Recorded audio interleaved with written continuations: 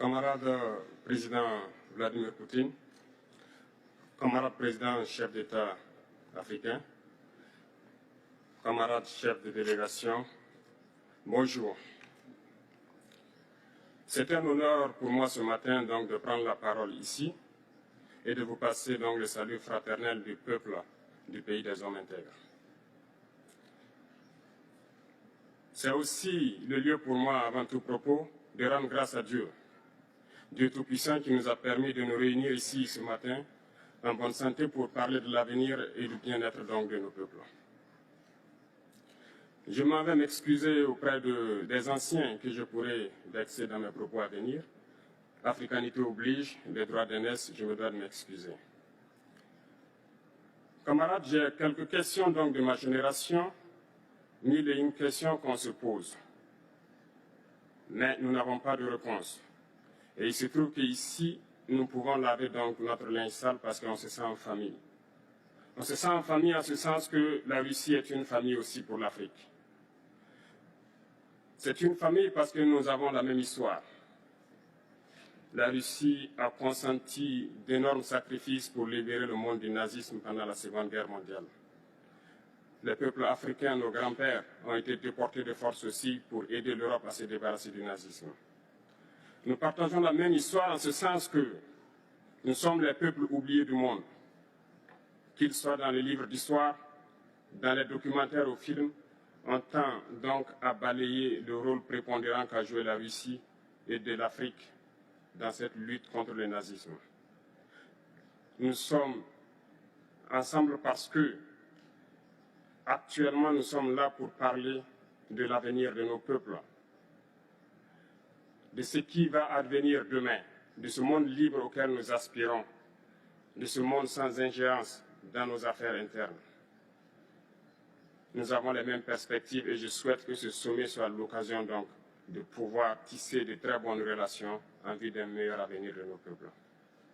Les questions que mes générations se posent sont les suivantes, si je peux me résumer, c'est de ne pas comprendre comment l'Afrique, avec tant de richesses sur notre sol, avec une nature généreuse, de l'eau, du soleil en abondance, l'Afrique est aujourd'hui le continent le plus pauvre. L'Afrique est un continent affamé.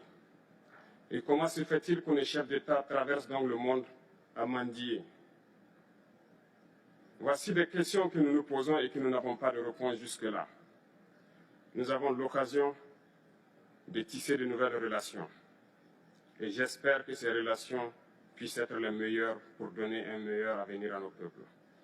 Ma génération me charge aussi de dire que, par ce fait de pauvreté, ils sont obligés de traverser l'océan pour essayer de rallier l'Europe. Ils meurent dans l'océan. Mais que prochainement, ils n'iront pas traverser parce qu'ils viendront devant nos palais pour chercher leur pitance quotidienne. Pour ce qui concerne le Burkina Faso, aujourd'hui, nous sommes confrontés depuis plus de 8 ans à la forme de manifestation la plus barbare, la plus violente du néocolonialisme, de l'impérialisme. L'esclavage qu'on tend encore à nous imposer. Nos dévanciers nous ont bien appris une chose. L'esclave qui n'est pas capable d'assumer sa révolte ne mérite pas que l'on s'apitoie sur son sort. Nous ne nous apitoyons pas sur nos sorts, on ne demande pas que quelqu'un s'apitoie sur notre sort. Le peuple burkinabé a décidé de lutter contre l'île terroriste en mesure de relancer son développement.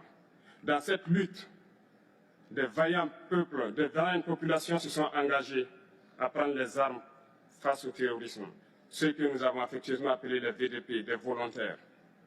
Nous sommes surpris de voir les impérialistes traiter ces VDP de milices et de tout type.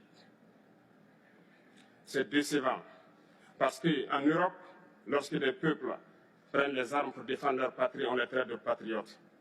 Nos grands-pères ont été déportés pour sauver l'Europe. Ce n'était pas avec leur consentement, contre leur gré. Et bien au retour, on se rappelle bien qu'à Tiaroy, lorsqu'ils ont voulu revendiquer leurs droits élémentaires, ils ont été massacrés. Cela ne fait rien donc. Lorsque nous, peuple, nous décidions de nous défendre, on nous traite de milices. Mais là n'est pas le problème. Ce qui est le problème, c'est de voir des chefs d'État africains qui n'apportent rien à ces peuples qui se battent, mais qui chantent la même chose que les impérialistes en nous traitant de milices, en nous traitant donc d'hommes qui ne respectent pas les droits de l'homme. De quels droits de l'homme parle-t-on? Nous nous offusquons contre cela et c'est honteux. Il faut que nous, chefs d'État africains, nous arrêtons de nous comporter donc en marionnettes qui dansent à chaque fois que les impérialistes tirent sur les ficelles. Hier, le président Vladimir Poutine a annoncé donc l'envoi des céréales en Afrique. Nous sommes bien contents. Nous lui disons merci pour cela. Mais aussi, c'est un message passé à nous, chefs d'État africains, parce qu'au prochain forum, nous ne devrons pas venir ici sans avoir assuré, pour ceux qui ne connaissent pas la guerre, l'autosuffisance alimentaire de nos peuples. Nous devons prendre l'expérience de ceux qui ont pu déjà atteindre cela en Afrique, tisser de bonnes relations ici et tisser de meilleures relations avec la Fédération de Russie pour pouvoir assouvir les besoins de nos populations. Je ne serai pas peut-être long, le temps imparti est très court. Nous sommes obligés de nous arrêter à un moment donné. Mais je voudrais terminer en disant que nous devons donc rendre hommage à nos peuples qui se battent. Gloire à nos peuples, dignité à nos peuples, victoire à nos peuples. La patrie ou la mort, nous vaincrons. Merci, camarades.